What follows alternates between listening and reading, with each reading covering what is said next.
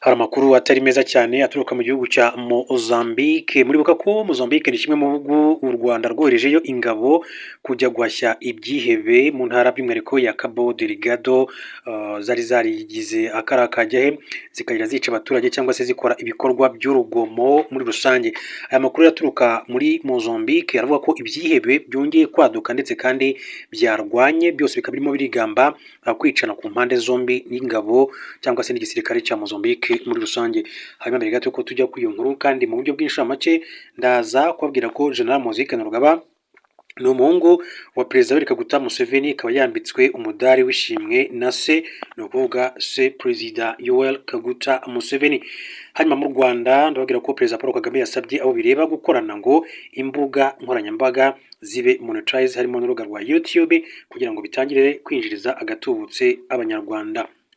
Mu yandi makuru kandi ndaza kubabwira ko Minisitiri Nduhungirehe akaba rero yavuze uko umubano w'u Rwanda n'amahanga wifashe. Reka rero twihuse tuganire kuri amakuru ku buryo burambuye dore mu gihugu cya Mozambique. Muri Mozambique amakuru atugeraho masaha yo kuri mugoroba baravuga yuko ingabo za leta n'intagondwa zirigamba kwicana mu mirwano ikaze. Nyuma y'ibyumweru hafi bibiri haba ibikorwa by'inyeshyamba bikurikiranye ku birwa byo ku nkombe z'akarere ka Mocimboa de Praia, inzego z'umutekano za Mozambique zateguye ibikorwa byo gusubiza mu cyumweru gishize, aho bivugwa ko nibura inyeshyamba 3 zishwe mu mirwano yabaye ku itariki 30 Mutarama mu mazi ari hafi ya Mocimboa de Praia, ubwo abarwanyi bafitanye isano leta ya Islam bivuga ko bageragezaga gusubiza amato bari baherutse kandi gufata ku kirwa cya Musine. Izi ntagondwa nazo zirigamba kwica abasirikare 7 ba leta muri Mochomia nk'uko amakuru abivuga. Nk'uko amakuru aturuka muri ako gace abitangaza, abashinzwe umutekano bivuga ko ari bo mu ngabo zirwanira mu mazi za Mozambique bacakiranye n'agatsiko k'izi ntagondwa, bituma baho kandi kurasana bikomeye cyane. Amakuru avuga ko mu gihe cyo guhangana inyeshyamba 3 zishwe mu gihe izindi zasigaye kandi zasubiye inyuma. Bumwe mu bwato bwakoreshejwe n'itsinda ry'inyeshyamba nabwo kandi bwarasenywe nyuma yo kwangirika cyane muri moteri, bigatuma kandi budakoreshwa. Ibyabaye byemejwe n'amasoko atandukanye yegereye nyiri bumwe mu bwato bwafashwe nk'uko bitangazwa na The Mozambique Times dukesha iyi nkuru. Hagati hari itangazo ryasohowe n'umuryango uha amakuru y'umutekano imiryango itegamiye kuri leta ikorera mu ntara Cabo Delgado, riburira abafatanyabikorwa ko amasasu akomeje kumvikana mu gace ka Quiterajo kuva ku itariki 29 Mutarama, byerekana ko habaye imirwano hagati y'inyeshyamba n'intagondwa ndetse n'abashinzwe umutekano n'abandi, harimo no gukoresha kajugujugu muri rusange. Ubuyobozi bwa Quiterajo ifatwa nk'imwe mu ndiri za nyuma z'inyeshyamba zisigaye muri Cabo Delgado, aho ingabo za Mozambique n'ingabo z'u Rwanda zikomeje kugerageza kandi kwirukana abo barwanyi burundu. Aka gace kandi n'irembo ryinjira mu karere ka Chatupa, bikekwa ko ari nako kari muri ibirindiro bikuru by'inyeshyamba. Intagondwa nazo zirigamba kandi kwivugana abasirikare ba leta muri Mochomia. Hagati ariko biravuga ko byibuze abasirikare 7 ba Mozambique bishwe mu ijoro ryose kuva kuwa gatandatu ishyira ku cyumweru nyuma y'ibitero by'inyeshyamba byibasiye ibirindiro bibi bya gisirikare mu karere ka Mochomia mu ntara ya Cabo Delgado rwagati. Abatuye mu mujyi wa Mochomia bavuze ko igitero bivugwa ko cyabereye mu gace ka Namabo, ahari ibirindiro bihoraho bya gisirikare bya Mozambique biherereye hafi y'agace ka Vi Congresso muri Chai. Inyeshyamba zashyize ahagaragara amashusho tariki ya 4 Gashyantare zerekana intwaro zambaye abasirikare ba leta muri Mochomia zirimo 60 mm mortars, rokete, ibisasu bya mortar, imbunda za machine gun, imbunda zo kugaba ibitero ndetse na RPG. Akaba rero ari imbunda bagiye bagaragaza nk'uko tubifite ku mashusho. Hanyuma rero mu yandi makuru akomeje kugenda avugwa, reka mbabwire ko umujenerali w'Uburusiya yarasiwe amasasu menshi cyane i Moscow, mu murwa mukuru w'igihugu cy'Uburusiya.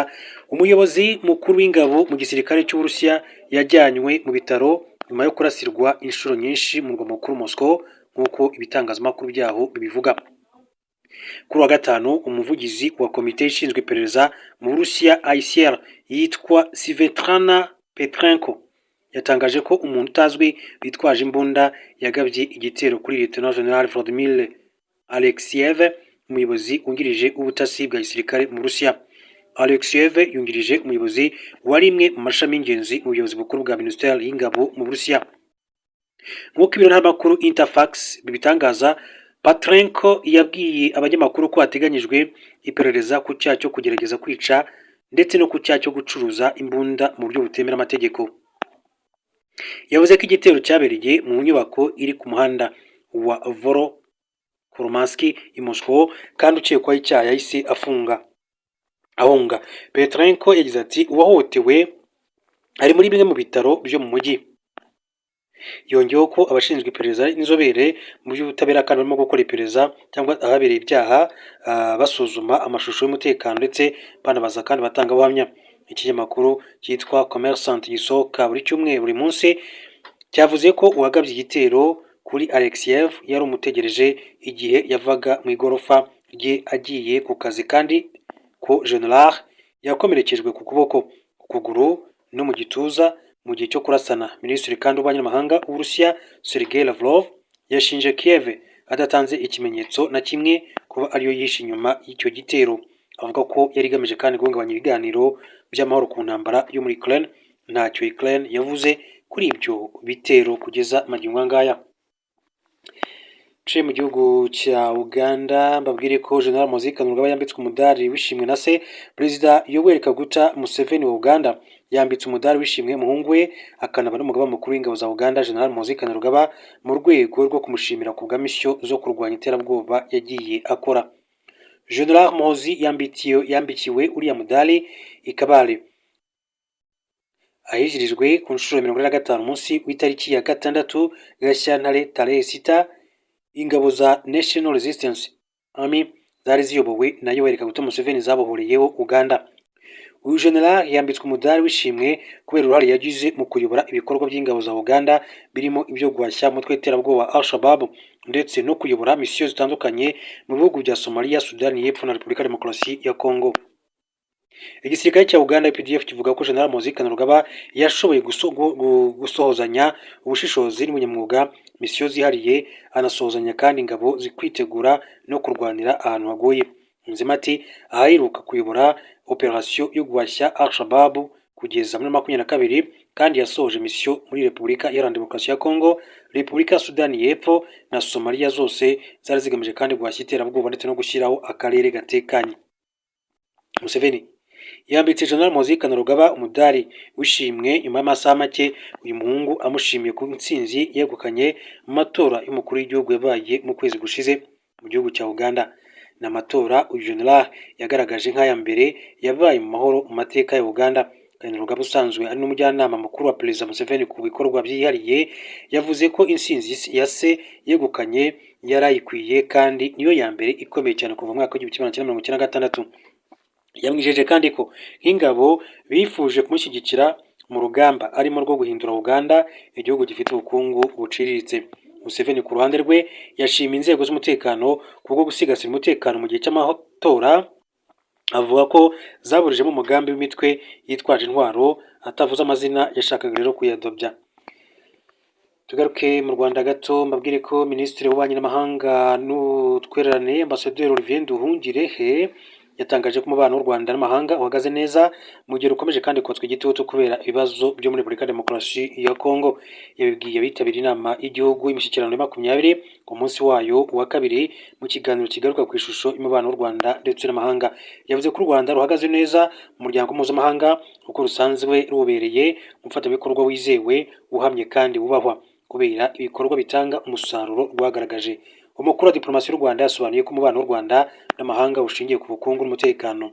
Yavuze ko u Rwanda rwagiye rwagura amarembo kuko kuva muri 2023 rwari rufite ambasade 20 mu bihugu by'amahanga, ariko ubu zikaba zimaze kugera kuri 50 kandi mu migabane yose y'isi. Yavuze kandi ko mu Rwanda hakorera imiryango mpuzamahanga 22 yafite icyicaro, kandi ikindi u Rwanda rukaba kandi rubarizwa mu miryango mpuzamahanga irimo Francophonie ndetse na Commonwealth. Ati tugira kandi n'uruhare mu kubaka Afurika yunze ubumwe, ngira ngo hano habereye inama nyinshi cyane ndetse na perezida wa repubulika akaba yaranashinzwe kuyobora akanama ndetse no kukavugurura. Ibyo byose rero byerekana ko u Rwanda rubanye neza n'amahanga kandi tuzakomeza kuwushimangira ndetse no kuwuteza imbere muri rusange. Minisitiri Nduhungirehe kandi yavuze ko ibi mu gihe amahanga akomeje gushyira igitutu ku Rwanda arushinja gushyigikira umutwe wa M23 uri mu ntambara muri Repubulika ya Demokarasi ya Kongo, nk'uko amakuru akomeza kugenda